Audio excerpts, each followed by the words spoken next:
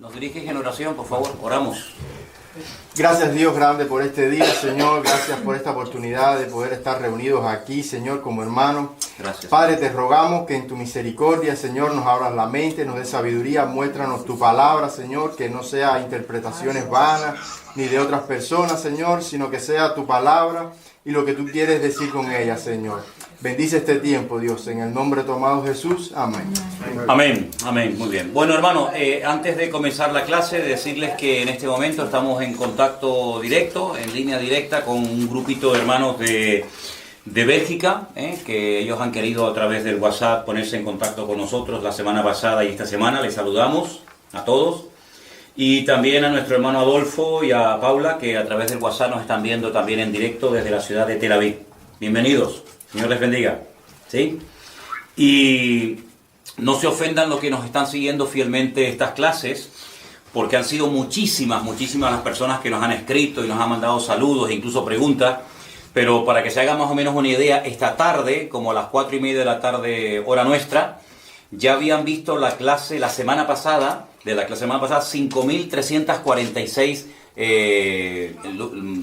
personas, vamos a decir personas, o IP, digamos, se habían conectado. Nos ha escrito personas desde México, Zaida Patricia, Rosalía Mendoza de México, María Alvarado de Arizona, Claudia desde Zaragoza, menos mal que nos escribe alguien de España también, Alfredo González de Colombia, Vilma Marenco de Puerto Rico, Nubia Ruiz de Costa Rica, Franklin Garaví desde Guayaquil, Armando López de Perú, María José de Sevilla, también tenemos una hermana de Sevilla que nos está viendo, Flor Medina de El Salvador, Óscar Rodríguez de Buenos Aires, Claudia Doraliza desde Chile, Leida Coronel desde Venezuela, Enrique Díaz desde Uruguay, Aya de Lobo desde Aruba, en fin, hay un montón de gente que gracias al Señor pues están viendo estas clases y bueno, nos alegra muchísimo. Hacían una pregunta y la vamos a responder antes de entrar en la clase de hoy, ¿quiénes eran los sátrapas? Los sátrapas son mencionados en el libro de Daniel. Cuando el rey Nabucodonosor tuvo un sueño, dice la Biblia que él se llamó a los sátrapas y a otras personas. Los sátrapas eran los gobernadores de las provincias, ¿vale? En vez de llamarlos gobernadores de provincias, lo llamaban sátrapas. El término sátrapa se ha convertido en la actualidad en un término despectivo que se utiliza para generalmente a los políticos, a las personas que son arrogantes, soberbias, déspotas. Se le dice eres un sátrapa, ¿vale? Pero en los tiempos de la Biblia, los sátrapas eran los gobernadores que gobernaban las provincias bajo el imperio de los medo-persas, ¿vale? Eso eran los sátrapas. Luego nos están haciendo preguntas sobre si la iglesia pasa o no pasa por la gran tribulación o pasa por una parte de la tribulación. Hoy hablaremos Dios mediante en la clase acerca de este tema. Y también una persona, Carlos D'Andrea, nos mandaba un correo y nos decía cuáles son las diferencias entre la mujer que aparece en el capítulo 12 de Apocalipsis, otra mujer que aparece en el capítulo 13 y otra mujer que aparece en el capítulo 17. No es la misma mujer, la del capítulo 12, ni la del 13, ni la del 17. Son figuras simbólicas que a través de mujeres el Señor nos da unas lecciones extraordinarias, pero no es el tema de hoy. Es decir, cuando toquemos el capítulo 12, el 13 y el 17 de Apocalipsis, explicaremos quiénes son. Solamente decir así ahora mismo que no se trata de la misma persona. Son entidades, son organismos completamente diferentes los unos de los otros. La semana pasada, Isabel nos hacía una pregunta. Cuando yo dije que el imperio de Alejandro Magno, el imperio de los griegos, se había dividido en 4, bueno, después de su muerte hubieron muchísimas guerras, se pelearon muchos generales, pero al final se quedaron 4, digamos los más fuertes o los más poderosos fueron los que se repartieron el territorio que había conquistado previamente Alejandro Magno. El nombre de los generales yo se lo di la semana pasada, Silimaco, Seleuco, Ptolomeo, Casandro, y ahí tienen en la pantalla, el territorio que se repartieron esos 4 generales. Decirles, por ejemplo, que Lisimaco, el general llamado Lisimaco, se apropió de lo que sería Frigia. Frigia es en la actualidad Turquía. Todo el territorio de Turquía lo tenía bajo su cuidado, bajo su mando, Lisimaco. Tracia, Ponto, Bitinia, Capadocia, Pérgamo y Galacia. Esas eran las zonas que el general llamado Lisimaco se apropió. Frigia, actual Turquía, Tracia, Ponto, Bitinia, Capadocia, Pérgamo y Galacia. No se preocupen que yo después les paso estos apuntes para que ustedes los anoten, ¿vale? Casandro, ahí en el mapa pueden ver que Casandro se apropió de lo que se llama Macedonia y Grecia, ¿vale? La zona de Macedonia y Grecia le correspondió a Casandro.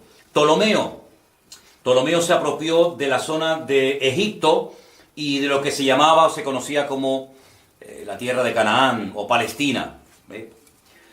Aunque también los Seleucidas, Seleuco, también se apropió de parte de Palestina porque le tocó el norte, que sería Siria, Irán e Irak, ¿vale? Entonces ahí en ese mapa, que después los que están en casa van a poder ver, y yo les voy a mandar la fotografía de los territorios, estos 4 generales son los que se repartieron el territorio que le correspondió a Alejandro Magno, porque, bueno, no tuvo descendencia, bueno, realmente sí tuvo descendencia, pero su madre mató a su descendencia y entonces sus generales se apropiaron del antiguo territorio. De ahí que aparezca un leopardo con 4 cabezas, ¿vale? Que es lo que representa.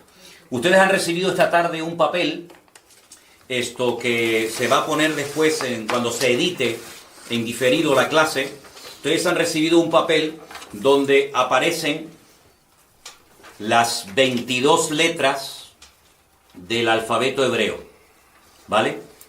No vamos a hablar hoy acerca del número ni del nombre de la bestia, pero esto sí quiero que lo tengan. Yo lo tengo así plastificado siempre dentro de mi Biblia, ¿vale?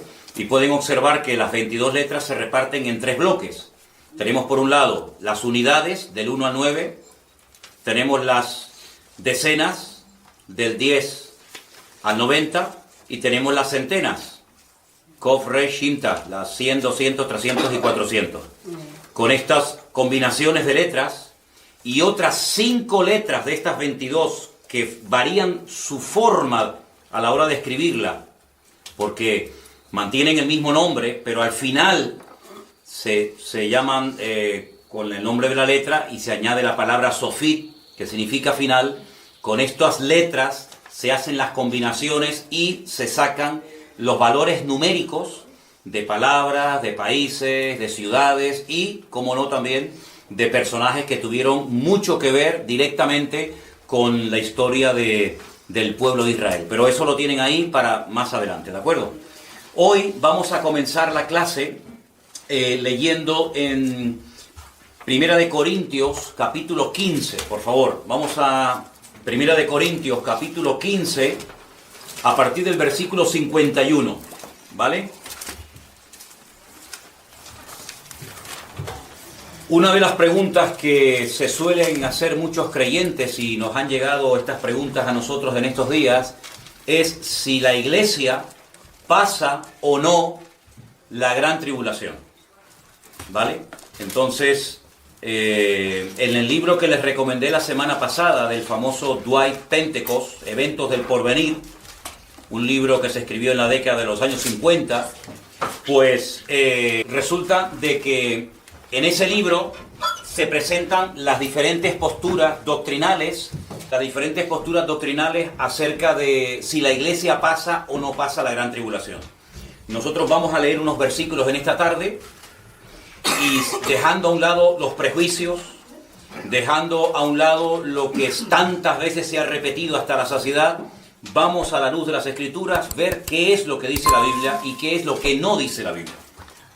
Primera de Corintios, capítulo 15, del versículo 51 en adelante, dice así: He aquí os digo un misterio. Podríamos decir que la palabra misterio se podía haber traducido también por la palabra secreto. Pablo dice, les voy a revelar un secreto, algo que nadie ha revelado, algo que nunca se ha dicho ni escrito hasta este momento. No todos dormiremos, pero todos seremos transformados. La palabra que aparece ahí es metamorfosis, ¿vale? Es el proceso que hace que un gusano se convierta en mariposa. Eso es metamorfosis, es un cambio de naturaleza total y absoluto. Ese cambio, esa transformación o metamorfosis se producirá, verso 52, en un momento, en un abrir y cerrar de ojos. Y da un dato espectacular, que muchas veces no sé por qué no se ha tenido en cuenta. A la final trompeta. Es decir, esta transformación instantánea, en décimas de segundo, en un momento, en un abrir y cerrar de ojos, será al final, a la final trompeta. Porque se tocará la trompeta y los muertos serán resucitados incorruptibles y nosotros seremos transformados. Porque es necesario que esto corruptible se vista de incorrupción y esto mortal se vista de inmortalidad. Verso 54. Cuando esto corruptible se haya vestido de incorrupción y esto mortal se haya vestido de inmortalidad, entonces se cumplirá la palabra que está escrita: sorbida o vencida es la muerte en victoria.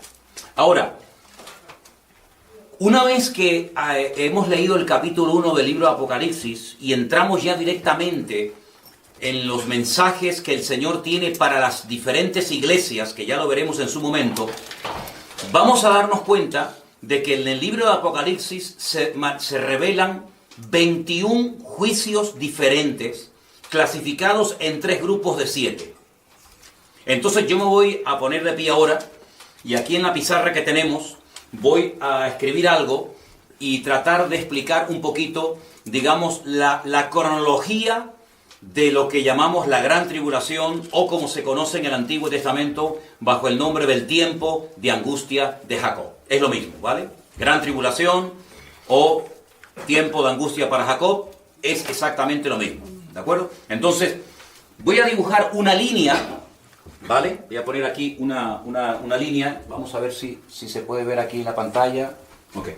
Vamos a suponer que en esta línea representa los 7 años de la Gran Tribulación. Voy a poner aquí Gran Tribulación, ¿de acuerdo? Tenemos desde que empieza la Gran Tribulación hasta que termina, son 7 años.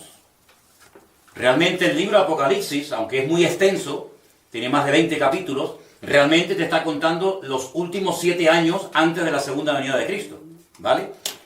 Hay unos términos que no son muy complicados de entender y yo los voy a escribir aquí para que os familiaricéis con ellos. Y son los siguientes. Apunten: 42 meses,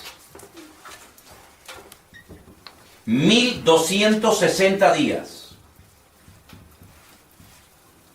¿vale? 3 años y medio. Y el último término es tiempos, en plural.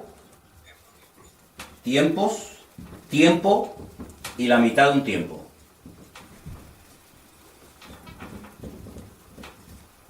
¿De acuerdo?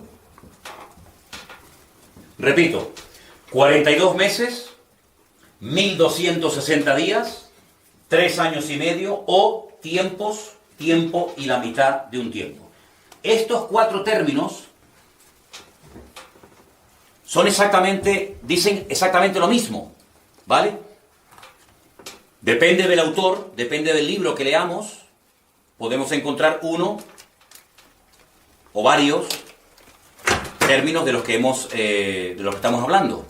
Porque la Gran Tribulación, esos 7 años, que sería la semana 70 del profeta Daniel, ¿vale? Se dividen en 2 partes, exactamente iguales. Vamos a poner aquí una línea divisoria y vamos a poner aquí 3 años y medio. Por utilizar una de estas expresiones, vamos a quedarnos con esta, ¿no? Y 3 años y medio en la otra parte. Es decir, que la Gran Tribulación, cuando leemos el libro de Apocalipsis, está claramente diferenciada la primera parte de la segunda parte. Aunque la primera parte dura 3 años y medio y la segunda exactamente igual, hay diferencias entre la primera y la segunda parte de la Gran Tribulación, ¿de acuerdo? Si comenzamos a leer el libro del Apocalipsis, nos vamos a encontrar que lo que se llaman los sellos, que sería como un pergamino con una serie de sellos lacrados para que no se pudieran abrir, ocurren en la primera parte de la gran tribulación. Voy a poner aquí la palabra sellos, ¿vale? Son 7 sellos y cada vez que se abre un sello, pues se revela lo que está escrito. Cuando terminan los 7 sellos, comienzan las 7 trompetas. Las voy a poner aquí. Las 7 trompetas. Todos son 7, 7 y 7. Y en la segunda parte de la gran tribulación es cuando se derraman las 7 copas de la ira. ¿Vale? Las 7 copas de la ira. ¿Se está oyendo bien por allá? Ok, perfecto. Entonces tenemos que saber esto porque hay personas que lo mezclan todo. Y uno de los objetivos de esta clase es no solamente transmitirles a ustedes la información de lo que dice la Biblia, sino que después ustedes sepan ordenar esa información según el periodo en el que corresponde o no. ¿De acuerdo? Entonces, por ejemplo, los 7 sellos del libro Apocalipsis empiezan con una serie de caballos que van cambiando de colores, que ya lo veremos en su momento, ¿vale? A continuación, cuando ya se han cumplido los 7 juicios terribles de los sellos, vienen 7 peores todavía, que son sellos donde dice la Biblia que cuando se toca una trompeta, pues automáticamente ocurre algo en la tierra, se toca la segunda y vuelve a ocurrir algo en la tierra. Esto nos ayuda muchísimo porque leyendo los 7 sellos y leyendo las trompetas, puedes saber en todo momento en qué momento te encuentras. Y finalmente, lo peor de todo son las famosas 7 copas de la ira. ¿De acuerdo? Ahora, si nosotros leemos otra vez en 1 Corintios capítulo 15, los versículos 51 y 52, las cosas no se dicen por decir. Todo tiene una razón de ser. La información que está dando el apóstol Pablo aquí es tremenda. Él está dando datos, vamos, con una exactitud absoluta. Y él dice, vuelvo a repetirlo, 1 Corintios 15, 51, he aquí que os voy a revelar un misterio, un secreto.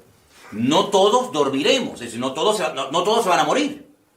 Saben que el dormir es sinónimo de morir. Pero todos seremos transformados. En un momento y en un abrir y cerrar de ojos. Es decir, algo que, vamos, que no hay ni tiempo ni para pensarlo. ¿Cuándo se va a producir eso?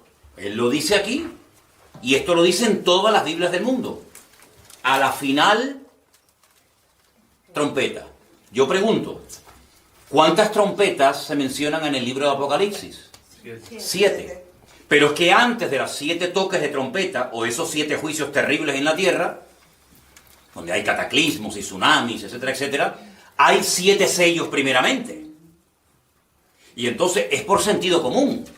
Si los 7 sellos se tienen que dar primero, y a continuación las 7 trompetas, y me dice la Biblia, yo no estoy quitando ni poniendo nada, simplemente leo, interpreto literalmente, que en un momento y en un abrir y cerrar de ojos, a la final trompeta, los muertos serán resucitados incorruptibles y luego nosotros seremos transformados.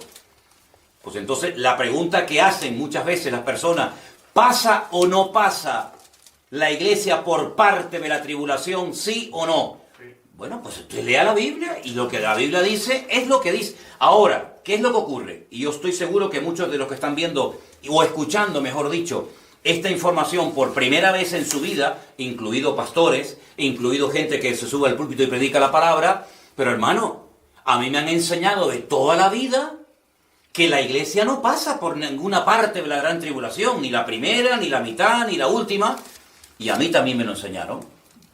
A mí también me lo enseñaron cuando estudié en el seminario, en la escuela bíblica de las Asambleas de Dios. A mí me dijeron que nosotros nos vamos, que cuando las cosas se empiecen a poner feas, la iglesia no pasa y que la iglesia se va. Y que los que se quedan son los judíos, los malos, los que no quisieron aceptar el evangelio, etcétera, etcétera. Pero bueno, eso te lo dicen y en ese momento no tienes mucha información y no tienes muchos datos. Pero según van pasando los años y vas estudiando y vas indagando y profundizando en las Sagradas Escrituras, te das cuenta de que hay cosas que a veces te han podido enseñar, que realmente las crees porque te las enseñaron, pero no porque tú llegaste a la conclusión, estudiando la Biblia por ti mismo, de que eso realmente era así. Entonces, ¿de dónde viene eso? Claro, uno tiene que estudiar. Y ahora agárrense al dato que les voy a compartir. Esto es tremendo. Esto es para muchos y para denominaciones enteras, esto es una bomba. En el año 1832, tomen nota de esta cifra, por favor, siglo XIX. Año 1832, un señor llamado John Nelson dijo por primera vez en la historia del cristianismo que la iglesia no pasaría por ninguna parte de la gran tribulación. Un señor llamado Scofield, de hecho hay una Biblia que se llama la Biblia de Scofield, registró la postura, digamos, doctrinal o la opinión del señor John Nelson en 1832, y a partir de ese año muchas congregaciones, más que nada de corte pentecostal, de corte, vamos a decir así, más liberales, etcétera. Las tradicionales no.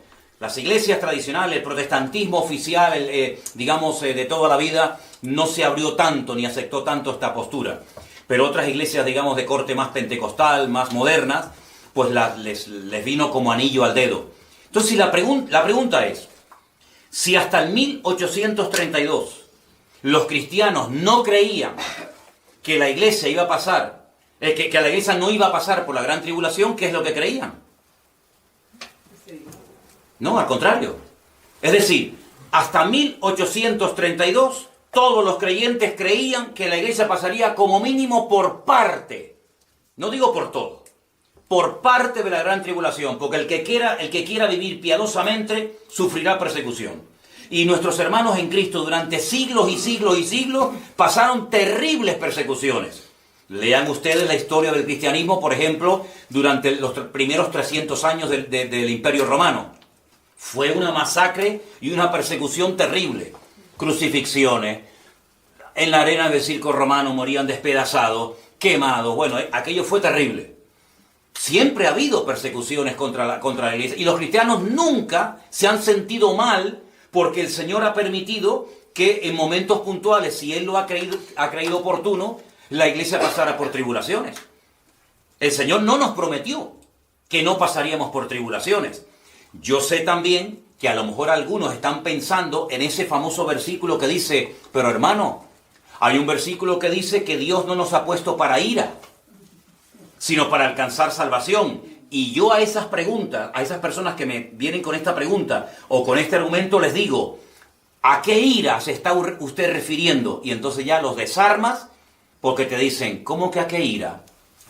Claro, porque en el libro del Apocalipsis, apunten esto, se mencionan 3 iras diferentes. Yo en su momento le daré los versículos, ¿de acuerdo? Se menciona clarísimamente la ira del dragón. Dijimos la semana pasada que el dragón es Satanás, ¿sí? Se menciona en el libro de Apocalipsis la ira de las naciones. Literalmente, ¿eh? Y la tercera ira que se menciona en el libro de Apocalipsis es la ira del Cordero. La ira del dragón, la ira de las naciones y la ira del Cordero. Yo pregunto, cuando leemos el versículo, Dios no nos ha puesto para ira, nosotros que somos su cuerpo, su amada iglesia, sus hijos, ¿verdad?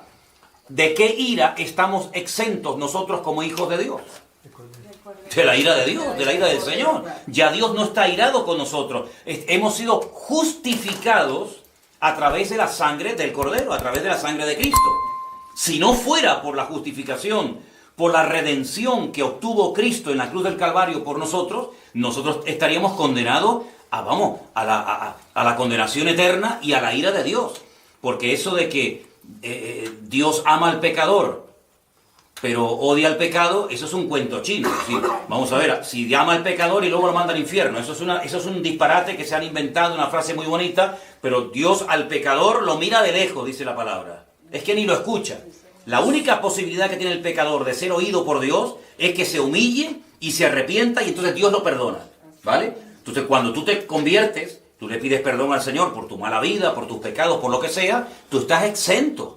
Tú estás libre de la ira del Señor. Eso es lo que significa que Dios no nos ha puesto para ira. Pero yo pregunto una cosa, ¿y de la ira de las naciones? ¿No se han airado naciones contra los cristianos y se siguen airando muchas naciones como Irán, como Afganistán, y otras naciones contra los cristianos? De toda la vida.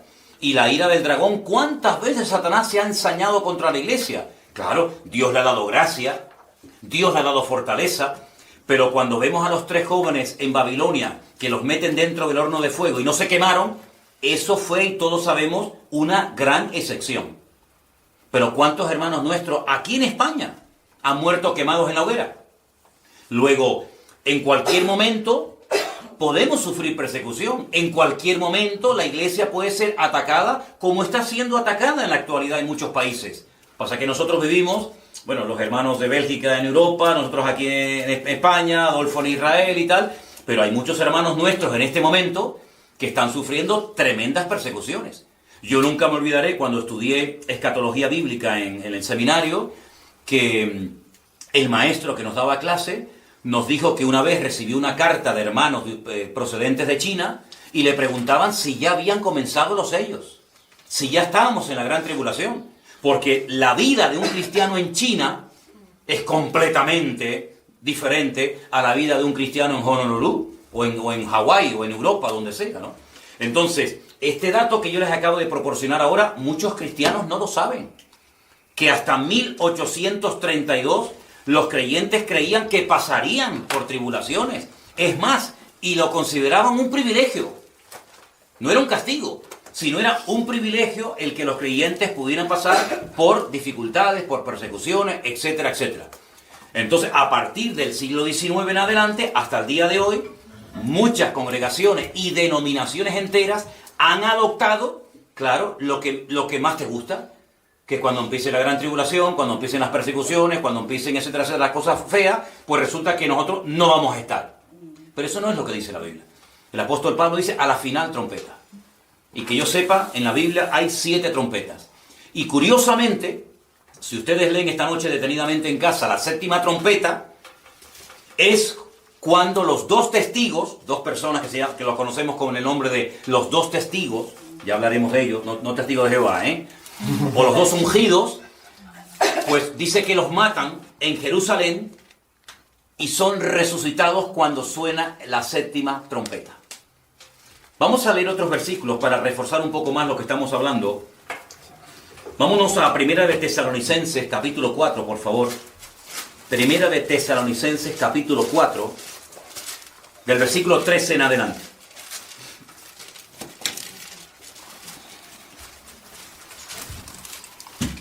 ¿Lo tienen, hermanos? Sí. Ok. Tampoco queremos, hermanos, que ignoréis acerca de los que duermen, para que no os entristezcáis como los otros que no tienen esperanza. Porque si creemos que Jesús murió y resucitó, y lo creemos, amén, hermanos, Amén. así también traerá Dios con Jesús a los que durmieron en él. Por lo cual, escuchen bien esto, os decimos esto en palabra del Señor. Nosotros que vivimos, claro, Pablo él pensaba que iba a ser arrebatado. Él pensaba que le iba a pillar la segunda venida del Señor, pero bueno, no fue así. Pero él decía, nosotros que vivimos, que habremos quedado hasta la venida del Señor, no precederemos a los que durmieron. Porque el Señor mismo, con voz de mando, con voz de arcángel, con trompeta de Dios, descenderá del cielo y los muertos en Cristo resucitarán primero. Luego nosotros, los que vivimos, los que hayamos quedado, seremos arrebatados, el famoso rapto, juntamente con ellos en las nubes, para recibir al Señor en el aire, y así estaremos siempre con el Señor. Por tanto, alentaos los unos a los otros con estas palabras. Pero mira lo que dice. Pero acerca de los tiempos y de las ocasiones, no tenéis necesidad, hermanos, de que yo os escriba. Porque vosotros sabéis perfectamente que el día del Señor vendrá como ladrón en la noche. Que cuando digan paz y seguridad, Entonces vendrá sobre ellos destrucción repentina, como los dolores a la mujer encinta, y no escaparán. Verso 4. Mas vosotros, hermanos, no estáis en tinieblas o en ignorancia, para que aquel día os sorprenda como ladrón en la noche. Cuando se emplea el término que Jesús vendrá como ladrón en la noche, pero sin embargo el apóstol Pablo dice, velad y orad, vosotros no estáis en tinieblas, para que aquel día os sorprenda como ladrón en la noche. ¿En qué quedamos? Si viene como ladrón en la noche, ¿nos va a sorprender o no nos va a sorprender? A nosotros no nos va a sorprender que Cristo venga. De hecho, la iglesia debería tener permanentemente la actitud de que estamos esperando al Señor. Dice que si el padre de familia está velando, a él no le van a robar. Pero al que le roban es al que se duerme, al que se despista, al que se distrae, y automáticamente vienen y le roban, y cuando se da cuenta ya es demasiado tarde. Entonces, para el mundo el Señor vendrá como ladrón en la noche. Pero todas las señales, la cronología del Apocalipsis, los versículos de Pablo, las cartas que escribió el apóstol Juan, el libro de Daniel, Ezequiel, etcétera, etcétera, nos advierte y nos prepara para saber en qué momento de la historia nos encontramos.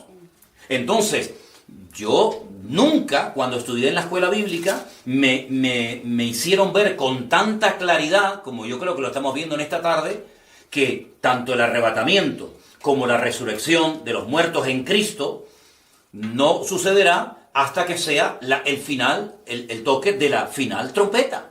Eso es lo que dice la palabra de Dios. Hay dos resurrecciones en la Biblia, y voy a ponerlas aquí en la pizarra para que los que están tomando nota lo tengan en cuenta. Hay una primera resurrección que se llama la resurrección de los muertos en Cristo, o la resurrección para vida, ¿vale? Voy a poner aquí, primera resurrección, ¿ok? En esta primera parte, primera resurrección.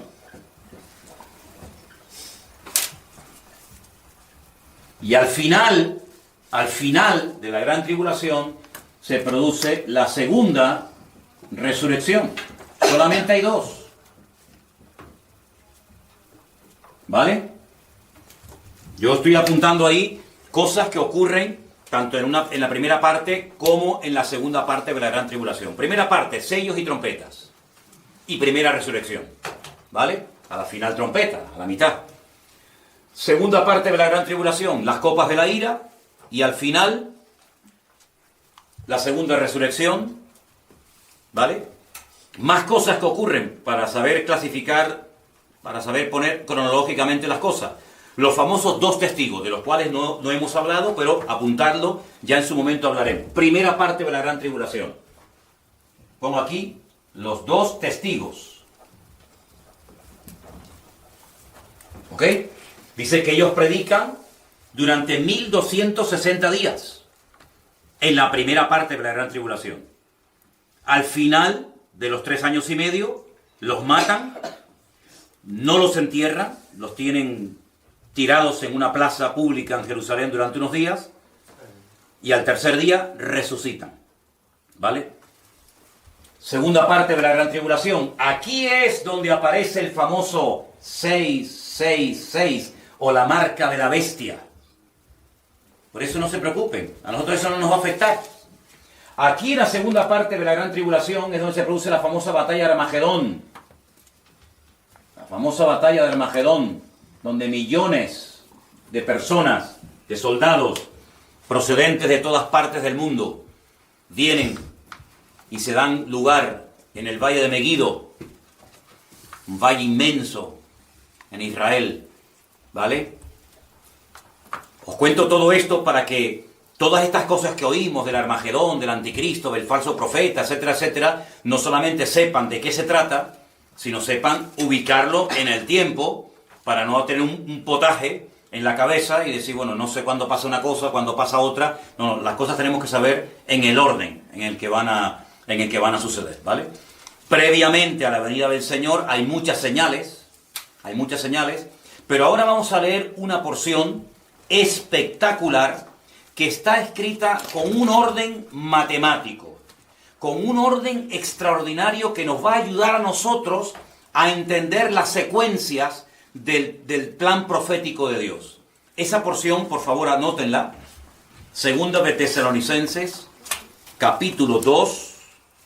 Esta es una de mis porciones favoritas a la hora de explicar todo esto, porque cualquiera puede entender lo que a continuación vamos a leer. Repito, segunda de Tesalonicenses, capítulo 2, del versículo 1 en adelante. Y permítame que les diga antes de leer que apunten estas dos palabras. Una sería la palabra epifanía, y la segunda palabra sería la palabra parausía. ¿Vale? Epifanía y parausía. La palabra epifanía siempre hace referencia en el griego, en el texto griego del Nuevo Testamento, a la primera venida de Cristo, a la primera aparición del Mesías, cuando viene como cordero, cuando viene como siervo sufriente a morir, a pagar el precio de nuestros pecados, ¿vale? Que ya se había producido. Cuando Pablo escribe lo que vamos a leer ahora, ya la epifanía, la primera venida del Señor, ya se había producido, ¿vale? Yo quiero solamente mencionarles que en el Nuevo Testamento, solamente en el Nuevo Testamento, hay más de 150 versículos que hablan de la segunda venida de Cristo. Y a la segunda venida de Cristo se usa la palabra parausía, para diferenciarla de la primera. ¿Me explico?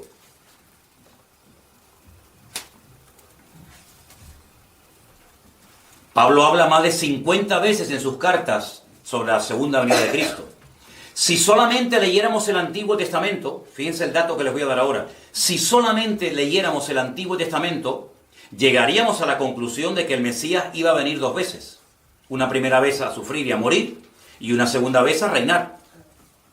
Ese fue el gran problema del pueblo de Israel, que no aceptaba que primeramente el Mesías vendría a morir y después vendría a reinar, ¿vale? Y por eso le están esperando por primera vez. Si solamente tuviéramos el Antiguo Testamento, hay 8 veces más material para estudiar la segunda venida del Mesías que la primera. Y mira que hay cosas sobre la primera venida del Señor, ¿eh? Es decir, estamos con un tema de trascendental importancia. Después de estos datos, leemos en 2 de Tesalonicenses, capítulo 2, versículo 1. Con respecto a la venida de nuestro Señor Jesucristo, yo pregunto, ¿a qué venida se refiere? Entonces, ¿qué palabra aparece ahí en el texto griego original? Parausía. Yo les dije la semana pasada, lo vuelvo a mostrar aquí a la cámara y a los hermanos que nos están viendo, que este es un libro extraordinario para estudiar el texto griego de todo el Nuevo Testamento. Se lo recomiendo a todos, ¿eh? Todo el Nuevo Testamento, aquí tienen casi palabra por palabra, ¿sí? Y si ustedes leen el texto griego, se van a dar cuenta de que en el versículo 1 dice con respecto a la parausía, es decir, con respecto a la segunda venida del Señor Jesucristo y nuestra reunión con Él, os rogamos, hermanos, que no os dejéis mover fácilmente de vuestro modo de pensar, ni os conturbéis, ni por espíritu, ni por palabra, ni por carta, como si fuera nuestra, en el sentido de que el día del Señor está cerca. Versículo 3. Nadie os engañe en ninguna manera, porque no vendrá, ¿quién? El Señor. Estamos hablando de la segunda venida del Señor. No vendrá sin que antes venga la apostasía y se manifieste el hombre de pecado, el hijo de perdición. Estos son adjetivos, son expresiones para referirse al anticristo. ¿Vale? Este hombre de pecado, este hijo de perdición, es nada más y nada menos que el anticristo. Y ahora dice, el cual se opone y se levanta contra todo lo que se llama Dios o es objeto de culto, tanto que se sienta en el templo de Dios como Dios, haciéndose pasar por Dios. Hay que decir la verdad. Cuando el apóstol Pablo escribió esta carta, el templo de Jerusalén no había sido destruido. El templo de Jerusalén se destruyó en el año 70. Probablemente ya Pablo había muerto en esa fecha. Él murió por el 60 y pico, ¿vale? Pero nosotros que leemos en el año 2020 este versículo y dice que este hombre de pecado, este hijo de perdición, que se levanta contra todo lo que se llama Dios, de tal manera que se sienta en el templo de Dios, haciéndose pasar por Dios. ¿Cómo interpretamos esto? ¿Cuál es el templo de Dios? En aquel momento, ¿cuál era el templo de Dios? Pues eso, hay una referencia directa, bueno, directísima, a la reconstrucción del templo de Jerusalén. Amén. Y os puedo asegurar de que hay millones de judíos que no sueñan en otra cosa más que en la reconstrucción del templo de Jerusalén. Ahora Pablo dice, ¿no os acordáis que cuando yo estaba todavía con vosotros os decía esto? Ahora vosotros sabéis lo que lo detiene, a fin de que a su debido tiempo se manifieste. Fíjense el orden. El Señor tiene que venir, pero no puede venir sin que se manifieste la apostasía, ahora hablaremos de eso, y se manifieste, se dé a conocer el hombre de pecado, el hijo de perdición. Pero a su vez, este personaje, el anticristo, no se puede manifestar porque hay algo que le está impidiendo que se manifieste, hasta que ese algo sea quitado de en medio, y entonces, dice aquí, entonces, se manifestará aquel inicuo, versículo 8, aquel inicuo se manifestará a quien el Señor matará con el espíritu de su boca y destruirá con el resplandor de su venida. Pero fijaros el verso 7. Porque ya está en acción el misterio de la iniquidad, solo que hay quien al presente lo detiene, hasta que él, artículo determinado masculino, esto es muy interesante y muy importante, hasta que él sea quitado de en medio. Por eso cuando te dice la gente, bueno, es que el anticristo no se puede manifestar hasta que la iglesia sea quitada de en medio y sea arrebatada y se vaya, entonces se manifiesta el anticristo. Pero es que la iglesia jamás es tratada en género masculino. Aquí dice hasta que él, no hasta que ella. Entonces dicen, bueno, claro, es verdad, la iglesia es esposa, la iglesia es novia, la iglesia es femenino, entonces no encaja con esto de él. Entonces el Espíritu Santo. ¿El Espíritu Santo no es Dios? Sí, claro. Pues si es Dios, está en todas partes, en todo momento.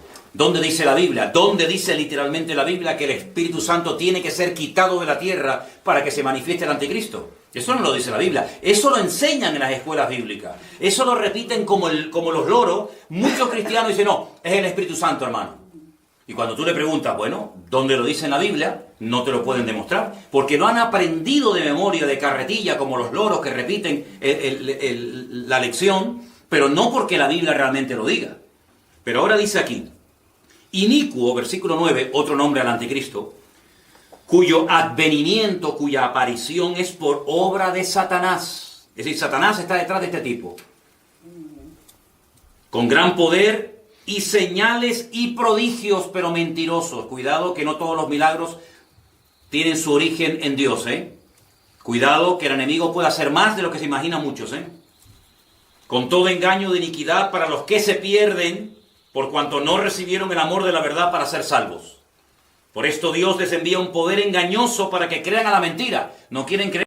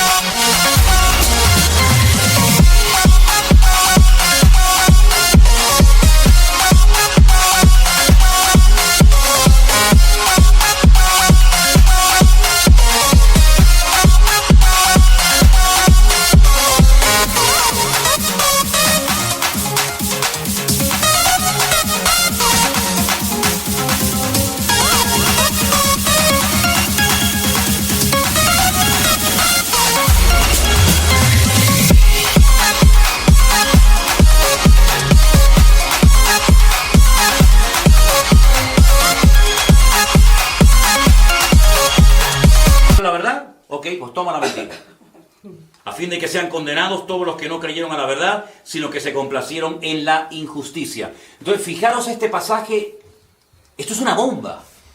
Porque si nosotros decimos que el Señor tiene que venir, pero no puede venir el Señor hasta que se manifieste la apostasía y el hombre de pecado, yo les pregunto a todas esas personas, a todos esos sinceros cristianos, hermanos nuestros en el Señor, que dicen, hermano, el Señor puede venir ahora mismo. Es que eso no es lo que dice la Biblia. Yo solamente os voy a hacer digamos, una especie de... No quiero utilizar la palabra apostar, ¿no? Pero les voy a demostrar que hoy no va a venir el Señor. Si viene el Señor en medio de la clase, como dice que puede venir en cualquier momento, pues tendré que pedir perdón y decir, hermano, me equivoqué, discúlpenme. Cuando nos veamos todos allá arriba en la presencia del Señor, les diré, hermano, no sé lo que estaba pensando, pero si hoy no viene el Señor cuando termine esta clase, entonces no mentí. Dije la verdad y tenía razón. ¿Por qué yo digo que hoy no puede venir el Señor? No es que lo diga yo, sino porque la palabra de Dios dice que el Señor no va a venir hasta que se manifieste el hombre de pecado, el hijo de perdición, y venga la apostasía. Primera pregunta que quiero hacer, ¿qué es la apostasía? Apartarse del Señor. ¿Santiago? El enfriamiento de la iglesia. El enfriamiento, bueno, está bien, pero es mucho más que el enfriamiento. Las personas Porque ya la iglesia de la Odisea ya estaba tibia. Y el Señor no vino en su época. Para mí es apartarse de... Apartarse, sí. Apartarse de la palabra. Apartarse del Eso Señor, no- de la palabra. ¿Saben que hay un versículo cuando Pablo le escribe a Timoteo? Seguramente que a los hermanos que nos están viendo estarán pensando en él. Dice, pero dice el Espíritu claramente, ¿verdad? Pero dice el Espíritu claramente que en los postreros días algunos, gloria a Dios que dice algunos, imagínate que dijera todos, madre mía, algunos apostatarán de la fe, escuchando a espíritus engañadores y a doctrinas de demonios. Es decir, que se producirá un abandono de la fe por parte de mucha gente. Hay un versículo muy interesante que dice, hermanos, está en el último capítulo de la carta a Santiago. Y empieza el versículo diciendo, hermanos, si alguno de entre vosotros se ha extraviado de la verdad, sepa que el que haga volver al pecador del error de su camino, salvará de muerte un alma y cubrirá multitud de pecados. ¿Os suena ese versículo? Sí. Hermanos, si alguno de entre ustedes, hermanos, se ha extraviado de la verdad, el que haga volver al hermano, no, al que haga volver al pecador del error de su camino, salvará de muerte un alma y cubrirá multitud de pecados. Se producirá un abandono masivo de mucha gente. Claro, algunos me dicen, bueno, pero muchos de los que abandonan los caminos del Señor, se apartan de la iglesia, se enfrían, se van al mundo, no eran convertidos. Bueno, es que hoy en día es muy difícil, y les digo con la mano en el corazón, ¿no? Hoy en día es muy difícil decir, este es convertido o este no es convertido, porque en mi época te decían, este es cristiano, y uno decía sí, o no. Pero hoy en día, yo digo, no sé, no lo sé, porque parece, pero después resulta que no, y aquel que parecía que no era, resulta que a lo mejor era más que el que parecía que era. Entonces, hoy en día es muy complicado. Lo que dice la Biblia es que vendrá un tiempo de gran apostasía. Y claro, vendrán falsas doctrinas. ¿Y cómo está la iglesia en la actualidad? Métanse en internet, vayan por ahí, visiten un poco las congregaciones. Jamás en la historia de la humanidad ha habido tanta falsa doctrina y tanta manipulación y tanto engaño y tanta barbaridades como de un tiempo a esta parte. Algunos dirán, pero hermano, ya en los tiempos de Pablo ya había falsos profetas y falsos pastores y falsos apóstoles y falsas doctrinas. Hombre, eso siempre ha existido. Ya en el primer siglo decían que Cristo no era Dios. Y ya en el primer siglo surgieron los nicolaitas y tantas barbaridades. Pero como en esta última época, jamás en la historia. Y esto va en aumento. La maldad dice que se va a multiplicar. No sabemos por cuánto. Y dice que el amor de muchos se enfriará, ¿verdad? Pero el que persevere hasta el fin, ese será salvo. Pero no solamente vendrá un periodo masivo de apostasía, de apartamiento, de frialdad, de alejamiento de los caminos del Señor, sino que dice que se tendrá que manifestar el hombre de pecado, el hijo de perdición. Ahora, yo voy a dar una opinión personal, ¿vale? Esto ya no es Biblia. Esto es mi opinión. Yo creo que este personaje ya está vivo.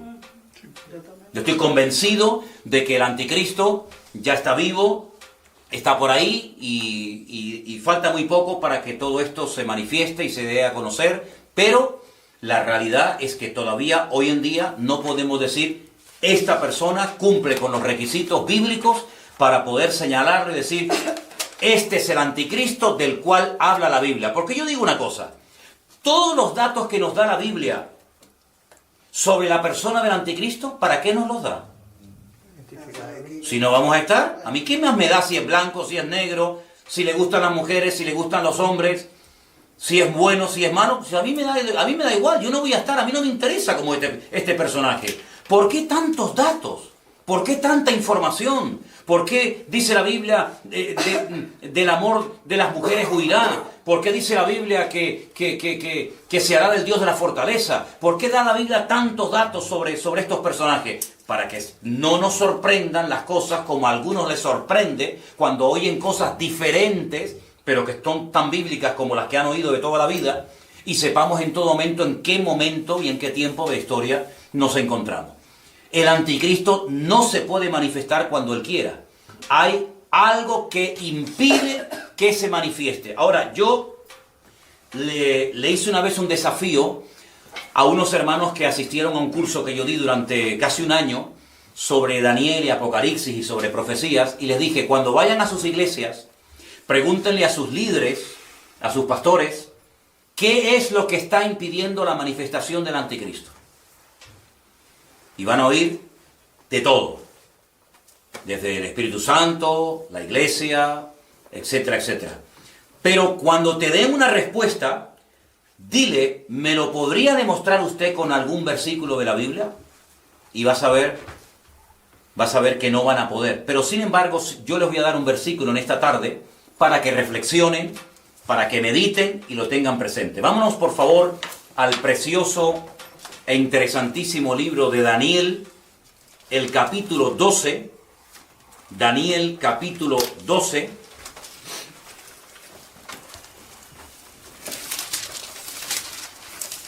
vamos a leer del versículo 1 en adelante, por favor.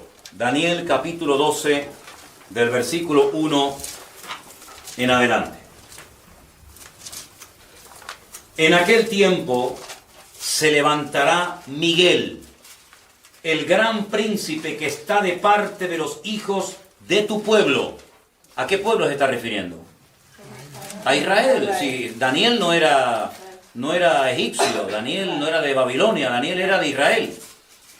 Y le dice que Miguel, el gran príncipe que está de parte, está a favor de los hijos de tu pueblo, se levantará y será tiempo de angustia, cual nunca fue desde que hubo gente hasta entonces. Siempre ha habido angustia, siempre ha habido persecuciones, siempre ha habido falsas doctrinas, siempre ha habido enfriamiento, pero esto será cual nunca fue desde que hubo gente hasta entonces. Pero en aquel tiempo será libertado tu pueblo, todos los que se hallen escritos en el libro. Muchos de los que duermen en el polvo de la tierra serán despertados, unos para vida eterna, primera resurrección, y otros para vergüenza y confusión perpetua, segunda resurrección. Digamos que unas para los creyentes y otras para los inconversos. Los entendidos resplandecerán con el resplandor del firmamento, y los que enseñan la justicia a la multitud como las estrellas a perpetua eternidad. Pero tú, Daniel, cierra las palabras y sella el libro hasta el tiempo del fin. Muchos correrán de aquí para allá y la ciencia aumentará. Fijaros que el profeta Daniel recibe la revelación de que hay un personaje tremendamente poderoso que aparece varias veces en la Biblia, incluido el Nuevo Testamento, llamado Miguel, el gran arcángel Miguel que está de parte de los hijos de tu pueblo, que dice que cuando se levanta será tiempo de angustia cual nunca lo ha habido desde que ha habido gente hasta entonces. Y entonces él menciona juntas las dos resurrecciones, aunque después el libro de Apocalipsis la pone a cada una en su sitio. Entonces, toda afirmación que hagamos, sea cual sea, siempre tiene que ir respaldada por textos de la palabra de Dios. Toda declaración que hagamos, que esté basada en libros, en opiniones personales, en a mí me parece, en yo creo, a mí sinceramente no me sirven de nada. Nosotros nos basamos única y exclusivamente y nos dejamos guiar única y exclusivamente por la palabra de Dios. Y cuando declaramos algo, lo que decimos tiene que estar avalado y respaldado 100% por la Biblia. Y si no, no tiene ninguna posibilidad de ser aceptado o creído, por lo menos por nuestra parte. ¿De acuerdo? Entonces, para hacer un pequeño resumen, tenemos los 7 años de la gran tribulación, que realmente se relatan de una forma muy detallada y muy bonita en el libro del Apocalipsis, a través de 7 sellos, de 7 trompetas y de 7 copas de la ira. Los sellos y las trompetas se llevan a cabo en la primera parte de la gran tribulación. A la final trompeta, Pablo dice que los muertos en Cristo resucitan primero y luego los que estén vivos en ese momento serán arrebatados juntamente con el Señor para estar con Él para siempre en el aire. Cuando nos pregunta la gente, me preguntaron una vez, ¿usted no cree en el arrebatamiento? Mi respuesta siempre es la misma, yo creo en todo lo que dice la Biblia. ¿La Biblia habla de un arrebatamiento? Sí. ¿No dice la Biblia, 2 estarán en una cama, el uno será tomado y el otro será dejado? ¿No dice la Biblia, 2 estarán en el campo, el uno será tomado y el otro será dejado? ¿No dice la Biblia que en un momento y en un abrir y cerrar de ojos, millones de seres humanos, de creyentes que han puesto su confianza y su fe en el Señor, serán arrebatados, serán llevados en vida? Pues si yo estoy en vida, cuando venga el Señor, y yo no he muerto, pues yo seré llevado en vida, ¿no? Luego habrá millones de personas que no morirán. Serán arrebatados con el Señor porque estaban en vida. Pero los muertos en Cristo, los que nos precedieron, serán primeramente resucitados. Y luego, y todos los que no creyeron en Cristo, todos los que blasfemaron su nombre, todos los que rechazaron el Evangelio, esa gente que murió, que son millones y millones y millones, ¿cuándo resucita esa gente? ¿Qué pasa con esa gente? Al final de la gran tribulación, los últimos capítulos del libro de Apocalipsis, se produce el juicio ante el gran trono blanco, y es cuando dice la Biblia que se abre el libro de la vida. Quisiera leer algunos versículos de este pasaje, de este capítulo, muy interesantes, para que os deis cuenta acerca de la segunda resurrección. Estamos en el libro del Apocalipsis, por favor. En el libro del Apocalipsis. Y dice en el capítulo 20...